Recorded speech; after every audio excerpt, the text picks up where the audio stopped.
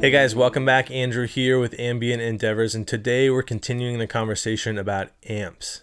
I'm starting this series to kind of walk through my collection of amps. Over the years, I have accumulated a number of different amps, vintage amps, boutique amps, small amps, big amps, blue amps, black amps. There's something about a good tube amplifier that it's always just grabbed my attention. They're these kind of works of art, both on the engineering and craftsmanship side.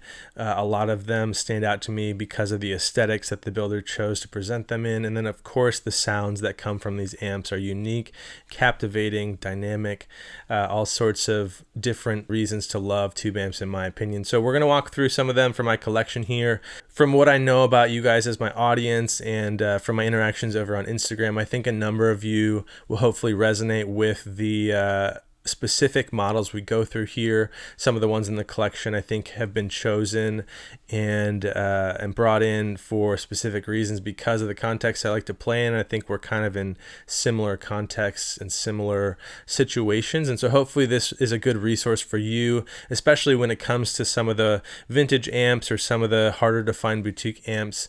A good resource to hear and see some of these amps to kind of get a feel for what they're all about, perhaps if you aren't able to play one in person or at a shop. In this day and age of modelers and amp pedals and all sorts of really compact, convenient digital options, amps are just becoming a little bit less prominent. I think people are going to digital options for convenience and for ease of use and for economy, and I think all those are really valid reasons. I use and love those platforms very often for certain situations, and I think it's fantastic we have both to choose from. And for me, there's just some sort of like piece of history quality, there's some piece of art quality, there's some just character and kind of nuance and dynamics and response and feel that you get from a great tube amp that has still not quite been captured with anything digital that I've played. And so those are some of the reasons that continue to draw me into amps and using them whenever possible. So yeah, we're just going to kind of use this series as a love letter to the amps in my collection and as a way to showcase them and demonstrate and show and tell for you a little bit too. So the first amp we're starting in with is the Matchless Lightning. It's sort of one of the iconic offerings from Matchless. I'm not sure where it falls in the lineage of the models that they have produced, but I believe it's sort of one of the originals, one of the kind of mainstays in their lineup, and for good reason.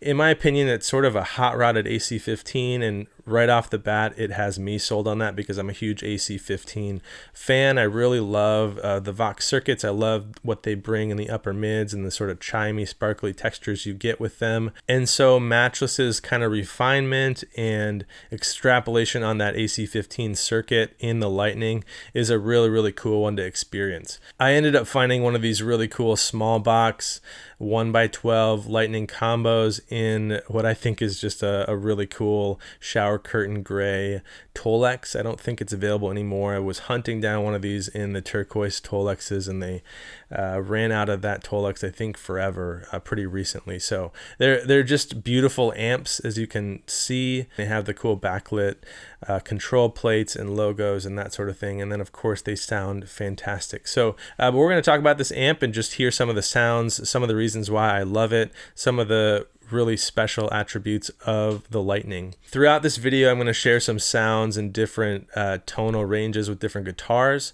I'm going to be using a really stripped down pedal board, and we'll get into that in a second with how it pertains to the Lightning. But I'm using a Benson Germanium Boost as the only gain or texture adder into a Strymon El Capistan and a Strymon Flint for delay and reverb at times. So one of the things I love about the Lightning is its sort of three-dimensional nature in the cleans. It has this sparkle and articulation and sort of immediacy to the tone, especially in those clean sounds, that really just kind of make it jump out at you, make it feel really dynamic and really three-dimensional, for lack of a better term.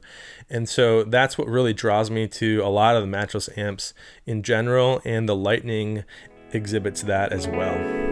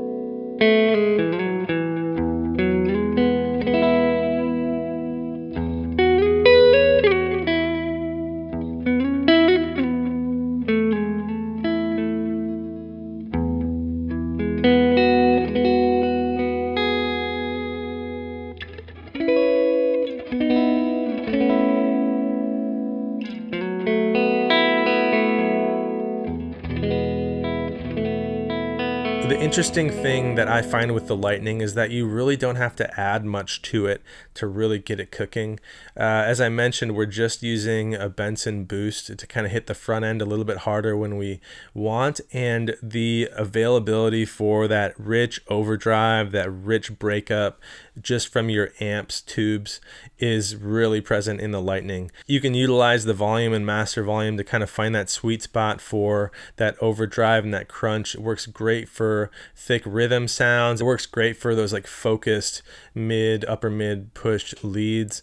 And there's really a lot you can do in the gain range of the amp alone without adding a bunch of effects to it. So that's a cool thing about the Lightning. For different players, it might be a pro or a con, but the Lightning really harnesses that ability to get a lot of gain and a lot of texture just from an amp and minimal pedals.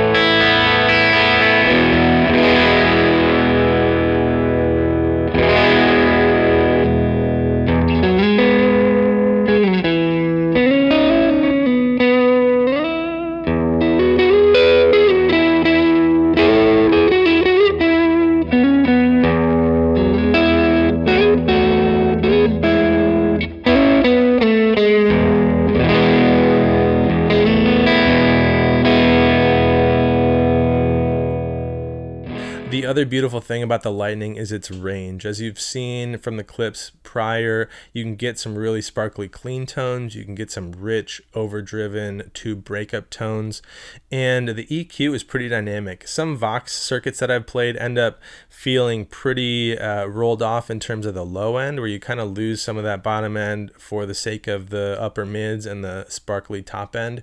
With the Lightning, you really have a pretty full low end if you want with that bass control, and you also can definitely dial in some of those sparkly, chimey, top end present tones too. So you can really dial those settings in as you like, depending on the certain guitars that you're using or the setting or sound that you're going for. A really dynamic, wide range of sounds from the Lightning.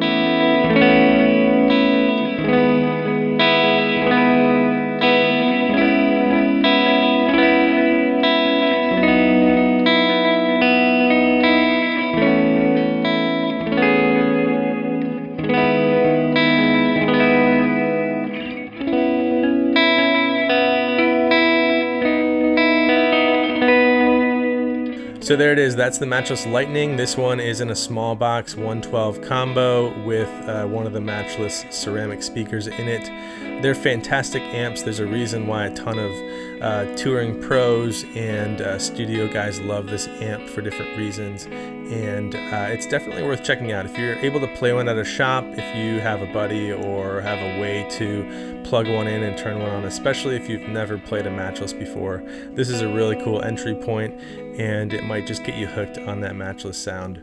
Thanks for watching. Please drop a comment or a question below if you have any about this amp, and definitely let me know which of the other amps in the studio you'd like to see next. We've got a lot to go through, and I'd love to hear your thoughts about that. Take care.